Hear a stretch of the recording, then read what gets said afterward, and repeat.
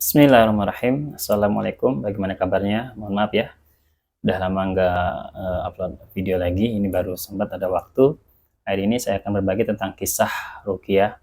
Kemarin ada kasus seorang anak yang dia satu masalahnya sering kebangun di malam hari, sering nunjuk-nunjuk di atap, seperti melihat sosok besar, ketakutan. Dan kemudian kedua, dia sering mimpi seram, mimpi buruk, dan itu mimpinya apabila kebangun kemudian mau tidur lagi, mimpinya berlanjut, akhirnya dia nggak berani tidur lagi. Nah, setelah dicek ternyata memang biasanya kita punya landasan bahwasanya kalau ada masalah di problem masalah anak itu kita akan cari dari data bapak ibunya. Dan kemarin terdatalah bahwa ibunya ini ada psikis dari masa lalu dia, masa kecil dia. Dan bahkan dia pun mengaku bahwa waktu kecil pun saya ketakutan. Bahkan remaja pun dia suka kecemasan berlebih, seperti ada orang yang mengawasi.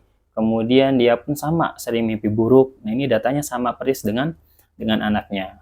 Nah, secara tidak langsung ini mentransfer psikis dia, karena dia pun kalau kita bahas lagi ke materi kemarin ya, bab psikis, bahwa emosional akan meledak-meledak. Nah, ini tipikal ibu ini yang meledak-meledak, yang akhirnya dia tanpa sadar tanda kutip, dia mentransfer penyakit psikisnya ini ke anaknya. Ya, anaknya baru TK, sekarang kelas 1 SD. Seperti itu. Nah, dia apabila marah itu meledak. Kemudian di rumah tangga sering berantem masalah hal kecil. Nah, ini dilihat. Padahal di kaidah di Islam tidak boleh berantem di depan anak, maka psikisnya akan kena.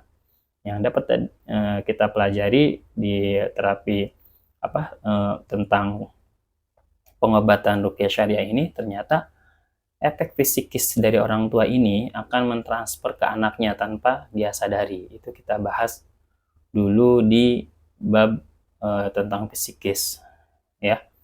Nah, ini ternyata ada kisah lagi, nanti kisah keduanya disimak, ambil hikmahnya. Jadi jangan dulu ke non medis, bisa non medis bisa, gitu kan. Tapi kita lihat kejiwaan orang dulu, ada tahapan-tahapan diagnosa. Barakallahu fiik.